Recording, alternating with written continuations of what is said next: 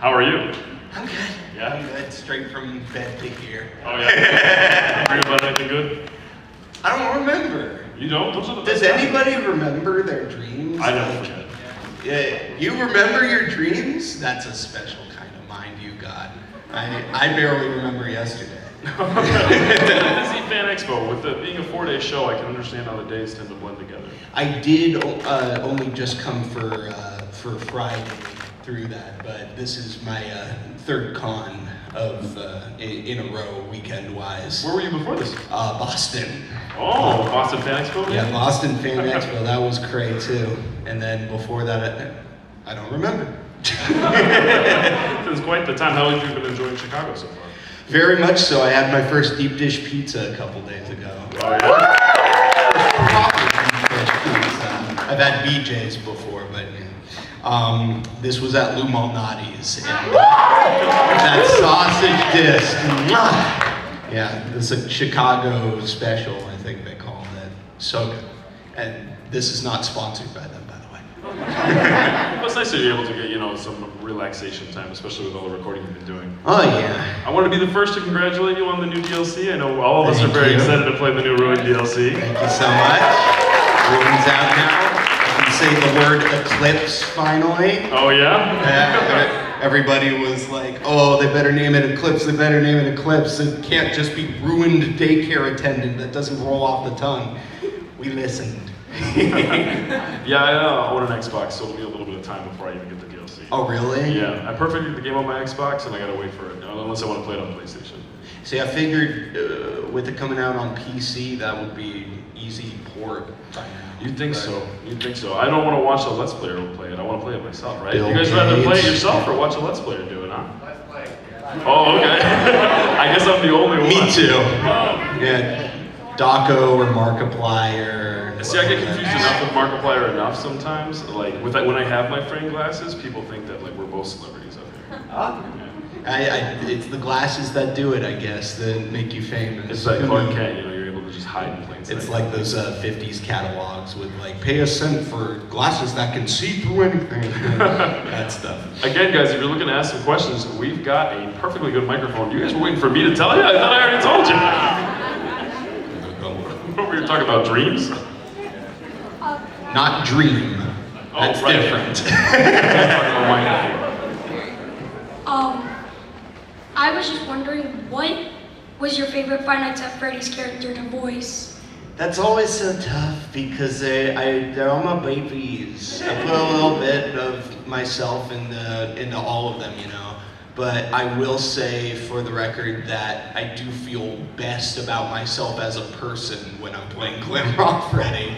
Because to my knowledge, they're the only one who didn't willingly kill children. At least to my knowledge. Thank you. Thanks, man. Team Aqua. Woo, woo. Okay, is this thing working? Yeah, it's working. I promise. Okay, let me just start by saying I loved your work as Hoodlum in Akudama Drive. Oh, thank you. My question That's a deep is, cut. when you were recording Akudama, what was it like getting to work with an extremely diverse cast, not just with Texas actors and LA actors, but also actors from New York? Do you feel that remote recording as a whole during the pandemic was more of a blessing, or was it a curse? Oh, when it was a happening? blessing, because that had never happened on that scale before. If one good thing came from that time, it was that it united the three coastal markets of voiceover to be able to all come to one cast if they wanted to. So we had people recording from California on that show, Akudama Drive on Crunchyroll now, Texas, New York, I think someone from Ohio, Chicago, there was someone from here, I believe. Just all over. And we don't really all record at the same time. That would have been a headache. We recorded individually thanks to the organizational and amazing directional efforts of Brittany Lauda and Matt Chipman from Coach Sound. They sort of brought all of us together for this. It was lightning in a bottle. I don't think we could ever really do again what we did with that cast and that amount of improv and just everything we got away with there. Yeah, no, it was, a lot of us were in this Jackbox / Among Us group, because that's what you did during the pandemic. That's just what everybody did. You did it. And that Animal Crossing. Yeah, that's right, Animal Crossing as well. And we knew each other so well that we had that chemistry already, that when we got to act off of each other and we heard what each other did, it was really easy to act off of each other, so it was fun. Thank you. Thank you.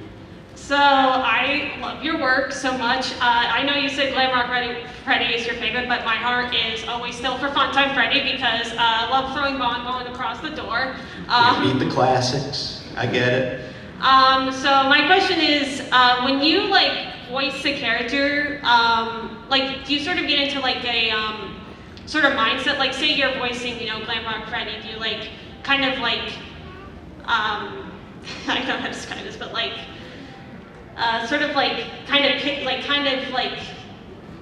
I'm assuming the people like Steel Wool and stuff like that, they give you sort of a little bit direction, but do you almost kind of improvise a little bit to make it more like you, if that makes sense? Sure. Yeah. No. You want to try and put a little bit of yourself into every role you do, just to make it different enough from how someone else would have done it. That's your marketability. You are the only you, and your life experiences accumulate into your acting style. So I definitely tried to bring, me into Freddy and Sun and Moon and Eclipse and all of them. As for the process, these cons actually really help because I've been these characters far more amounts of time at these cons than I was in the 2 hours that we recorded them for the game. So being able to, you don't always get that with characters. Sometimes you just have to create them in the moment and work with it as you go. With these characters and them coming back, I've been able to, workshop them much more, get more into more aspects of them that we weren't able to explore when we were recording for the game. So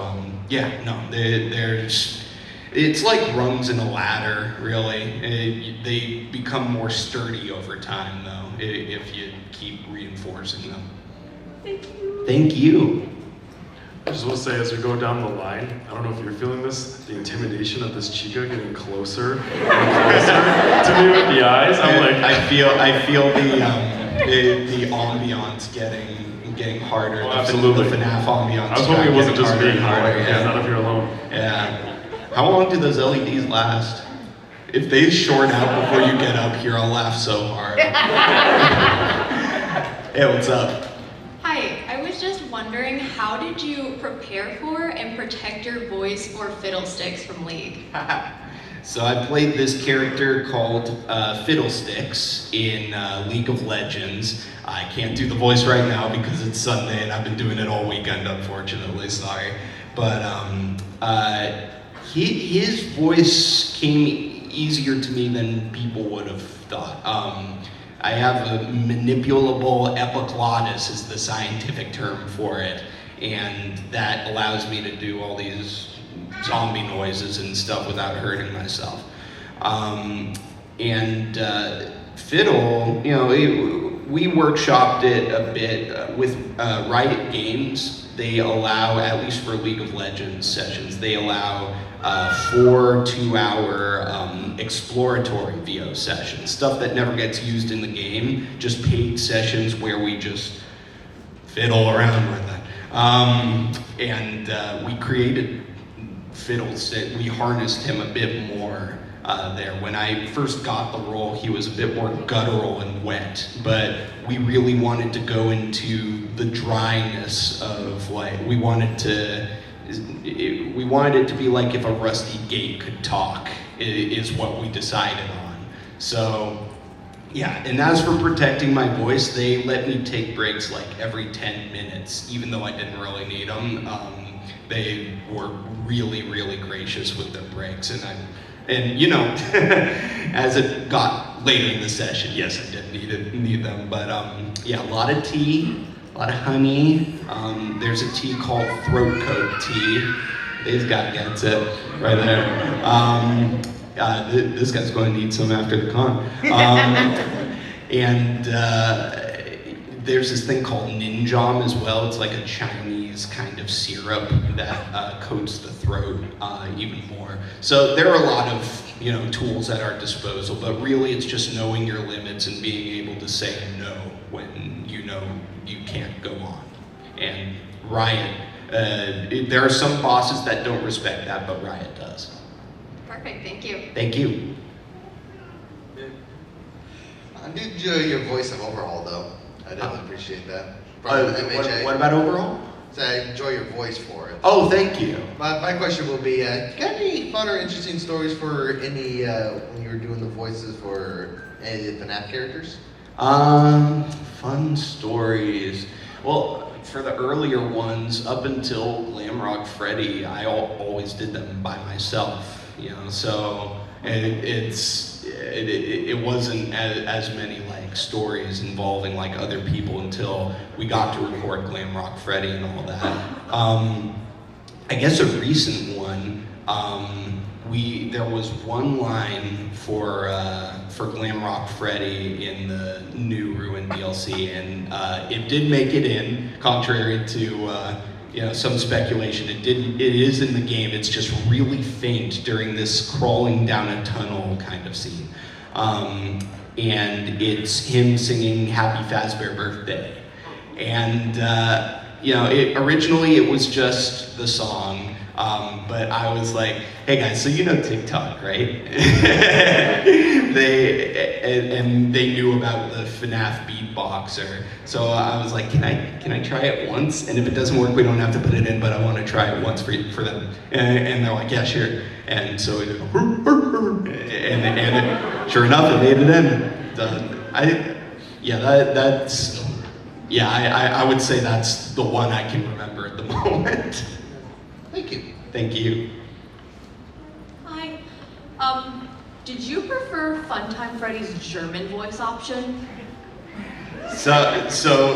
Just to explain this, when I first auditioned for Funtime Freddy, I put in 2 takes, as you do with any audition. You give them options to choose from. They were both pickable, but they were never, German Funtime Freddy I don't think was ever even considered. I didn't know that it was even Freddy.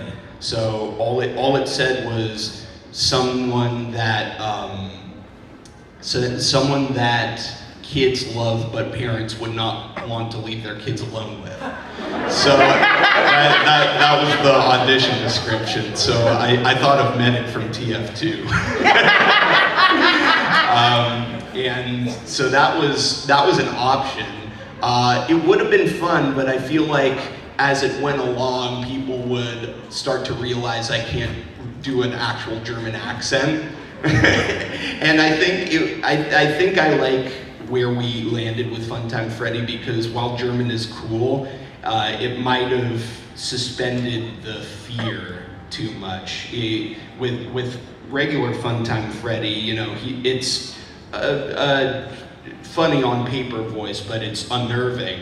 Whereas with German Funtime Freddy, it's putting on a funny accent, and people might giggle instead of get scared. So I think Scott really just wanted to keep it bare bones on the accent part, just so that, you know, it was focusing on the tone of the voice as opposed to me trying to do a German accent. Thank you. Thank you.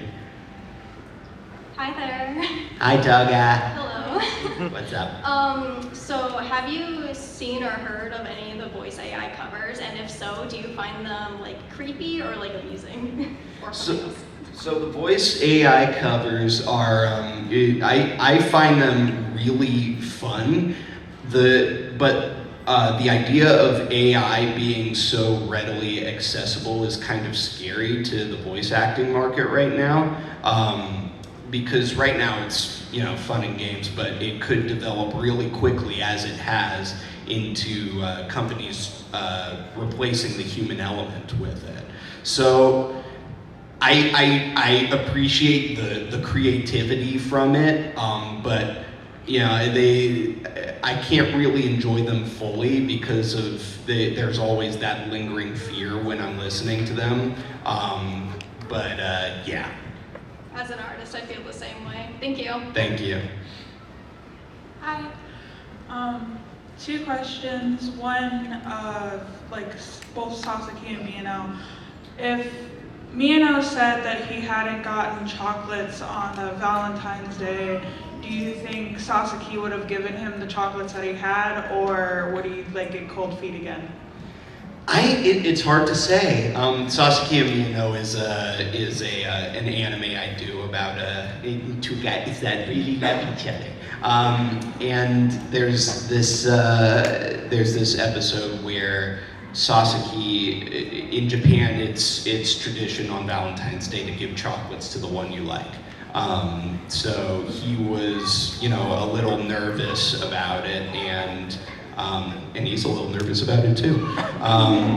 And just sort of like a lot of, you know, getting in his head about it. I agree. Sorry, I keep getting distracted.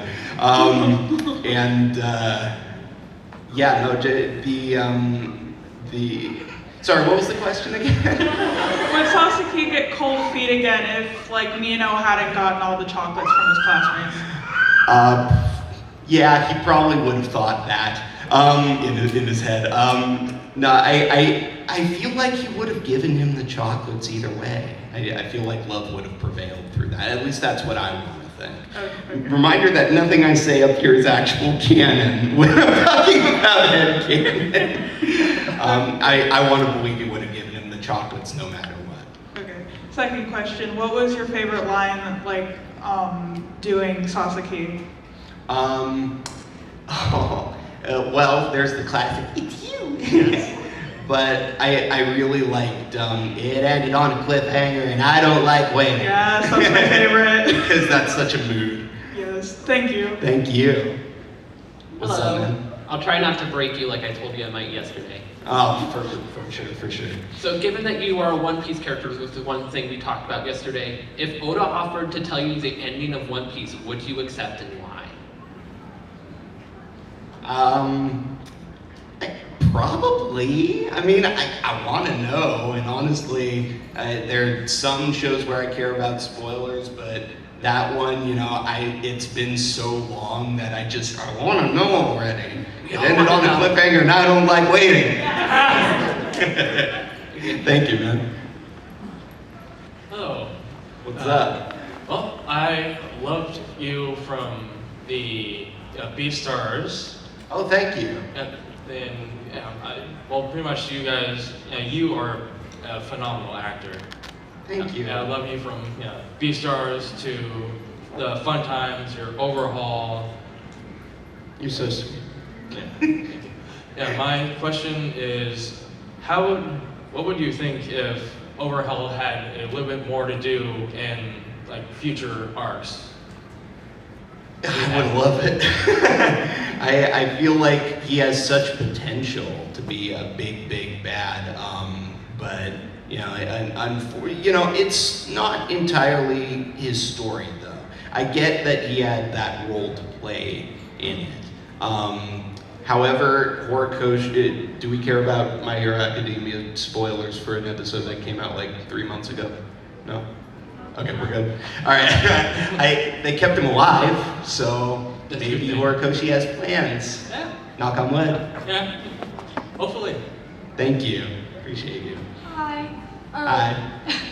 I just want to thank you for your work in Security Breach. I've always kind of like been in the FNAF fandom a little bit, but Security Breach like really threw me in there. Oh, right on. So thank you.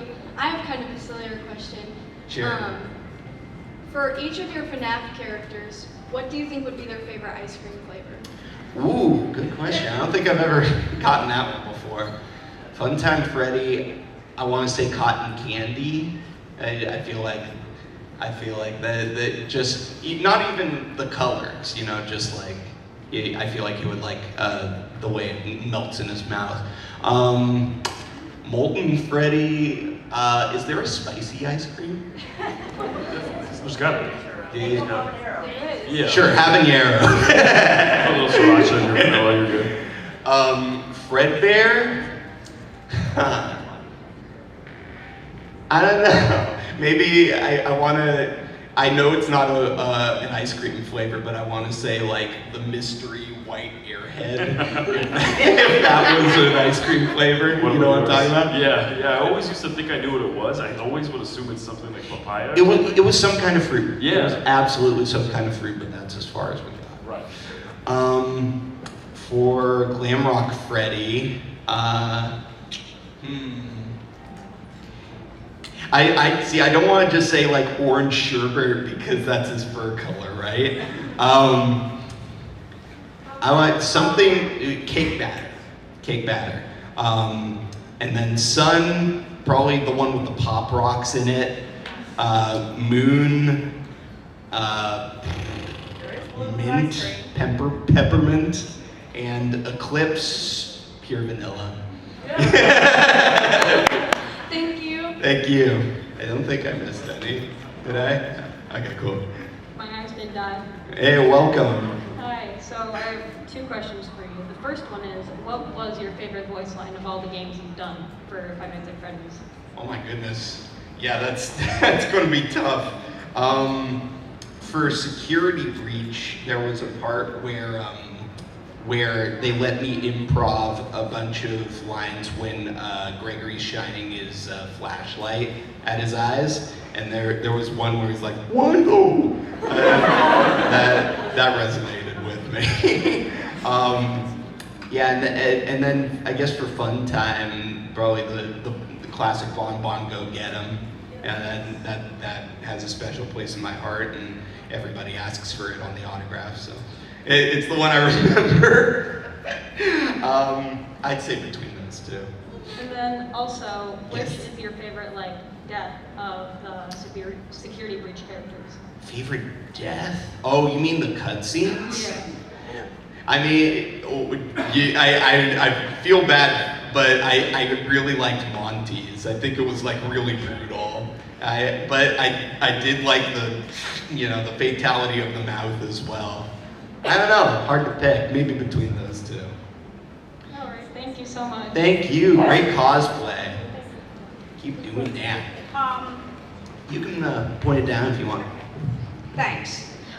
So I have the feeling you know who I came as today. Gregory. Yes, I knew you were going to do that when I said that. Somehow, I just knew you were going to say that. So, my one question, well, one of the three, because I have three really good questions. Okay. So, first one is, which is the favorite out of all the Freddys? Just like including Helby. I have two. It's Glamrock Freddy, Nightmare Freddy, and actually one more, Helby, of course. Of course. Everyone likes Helby. I couldn't pick a favorite. I said before, they're all my babies. But those are great picks. What's the second one? So, second question is, which is your favorite FNAF game? Mine are the original 4 games, Ultimate Custom Night, VR, and Security Breach. I think VR did a really good job making it really scary again. So I'm gonna say VR for now. Yeah, and it gets some backstory on Vanessa True that. on the DLC. And, oh yeah, one more thing about the games. I gotta say, if I had to choose one of my favorites, I probably couldn't choose, but I would just randomly either pick Ultimate Custom Night, 4, or Security Breach. Those are the ones that I would randomly pick. And darn it, I talk so much. You're fine, buddy. FNAF VR is going to be the first FNAF game that I play because my uncle has a VR headset with that on it, and all the original 4 FNAF games are $8 for the Nintendo Switch, but I don't even have $1 on my eShop account, so yeah. That doesn't work.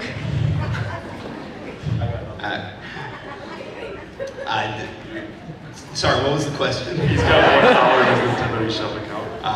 My second question was, which is your favorite I already FNAF answered game? that, yeah. All right, thank you very much. Thank you so much. We got a big night of people, so from now, let's keep to one question if we can. Is that cool? So we can get through everybody? Appreciate it. It's a lightning guys. round time. Yeah. Hello. Hi. So I love Eclipse and I love the voice that you chose for them. I think it's so sweet and perfect. Thank you. My only gripe with the DLC is that we don't get to spend very much time with Eclipse. So do you have any personal headcanons of what you think Eclipse is up to after the events of Ruin?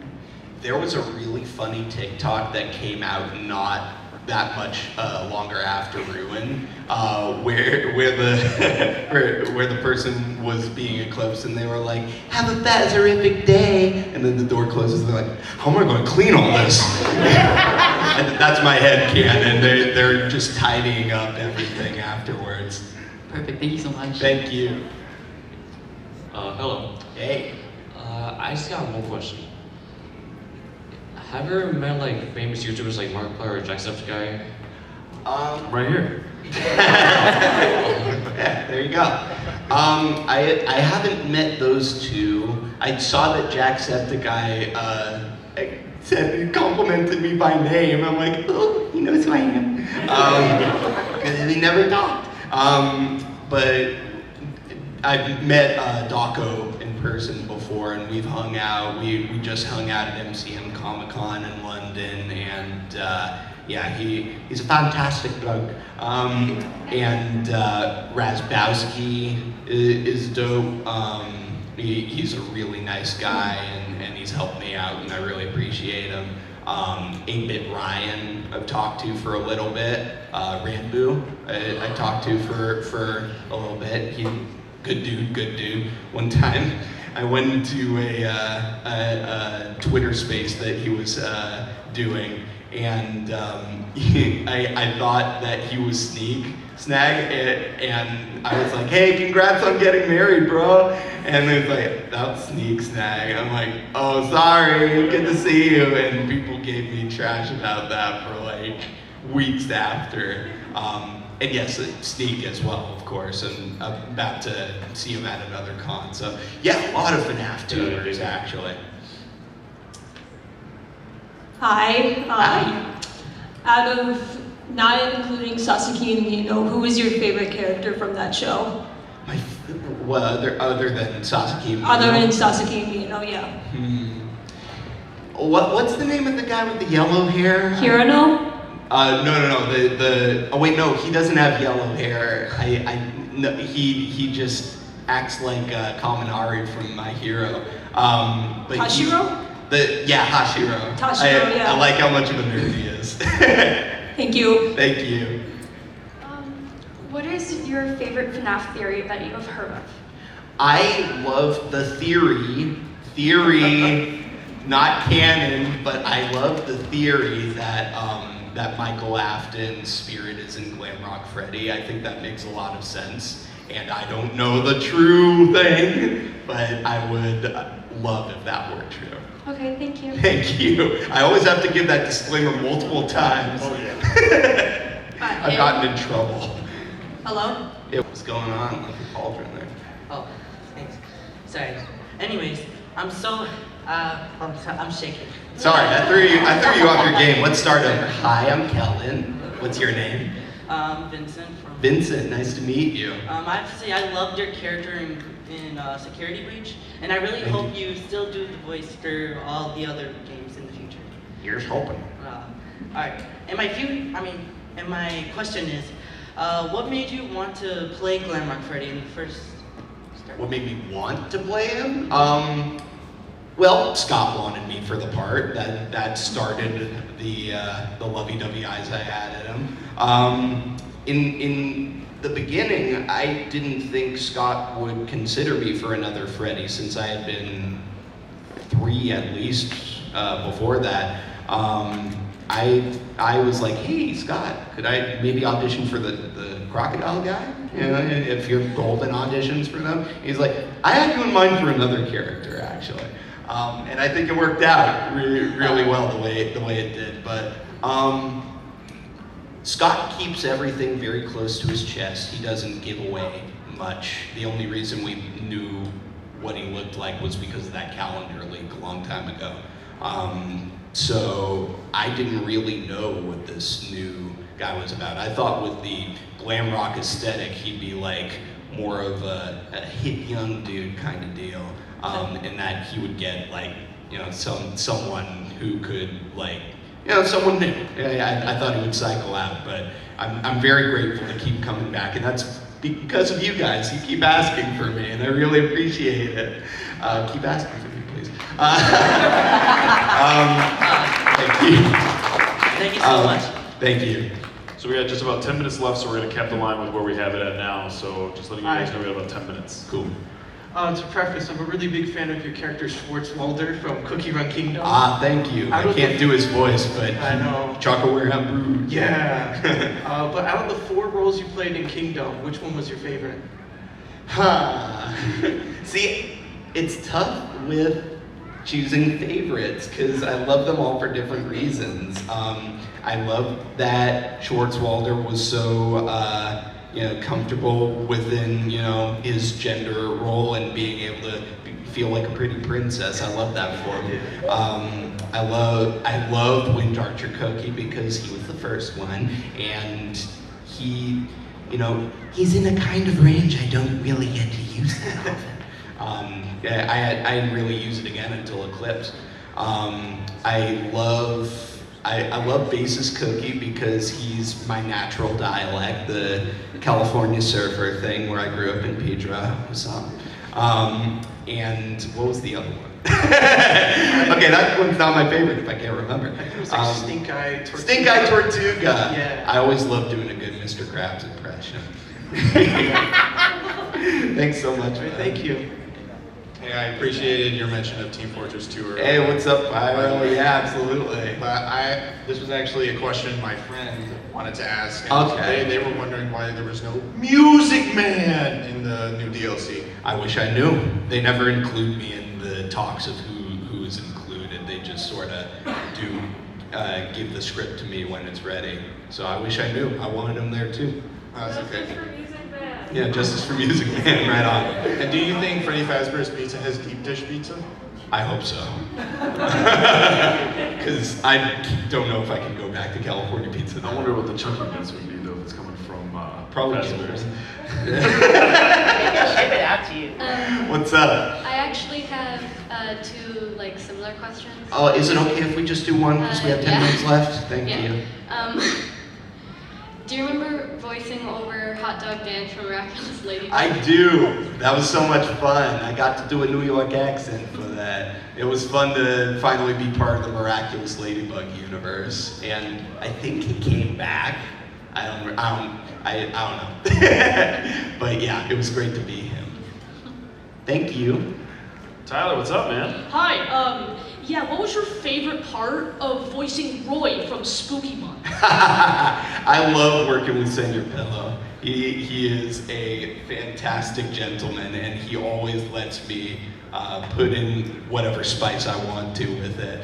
I love the wackiness, and I love voicing little guys, like Wingman from Valorant. He's my current baby. But I love that, you know, he wasn't a normal, stereotypical kind of bully. You can see moments where the humanity's cracking through and he's actually a nice guy, like when he throws out the candy. Yeah, I thought that was really cool. Thank you. Thank you. Hi. Hey. If you could voice any FNAF character, who would it be? That I don't voice, Helby. I really want to be that little. So I love little guys. I really want. So he would probably sound like Funtime Freddy with the lisp. Thank you. Thank you. Has any of your wait, sorry. You're good. Has all of your FNAF stuff been recorded like remotely, or has there ever been a time where you have to like, where they call you in to a studio, on location, anything to record with other people in person? There was one time where we recorded in a studio for a song, but I don't think that made it in. Yeah, other than that, it's always been from my home booth. Okay, great. Thank you so much. Thank you. Hi, it's so nice to meet you. Likewise. So my question is, for FNAF, what was the hardest voice scene for you to play, and what did you have to do to fix it? The hardest became Moon, actually, because I never knew he was going to scream. The place where I place Moon isn't really, you know, there's no way to make that scream. It's basically a bassy whisper. So when it came time for Ruin and he's screaming all over the place, that just sort of started to bleed into Sun, which is how I fixed it. I just made it like a demonic sun, and putting the force on my nasal passage as opposed to my throat definitely, you know, it takes off the edge. Thank you so much for everything you do. Thank you. Oh my gosh. Hi. Hey. Out of the original FNAF characters, who's your favorite? Out of the original, I always liked Foxy because he had more going on with his character design. And you love a pirate, Thank you. Thank you. Hello. Hey, a purple Pikmin, what up? Yeah, finally. What is it? You can angle it up if you want. There you go. How was doing Diavolo's voice? Diavolo from JoJo's Bizarre Adventure was a challenge. It was mostly screaming by the end. But you know, I had a lot of frustrations at the time, as did we all. So that was a great outlet for that. I could just scream in a booth for a bit and then pass out on my bed. That's the lovely thing about recording remotely too. You have a place to fall when you come out of the booth after screaming. But I loved it. I love how much of I love how exquisite his vocabulary ended up being, thanks to Koi Dao, who wrote the second half of it. I really love being them. All right, thank you for your work. Thank you. There you go. Hi. Hey. I really like your Glimmer Freddy. And sorry. Oh no, you're good. You're good. If you don't mind, can you do your best Way to Go Superstar in your Glimmer Freddy voice? My what? I'm sorry. Way to Go Superstar. Way to go, superstar. That's about as much as I can do at the moment. Thank you. Used our one. Yeah. Hi, Hey. I'm Tiffany. My daughter Anna and her boyfriend Tommy are huge FNF fans. Right on.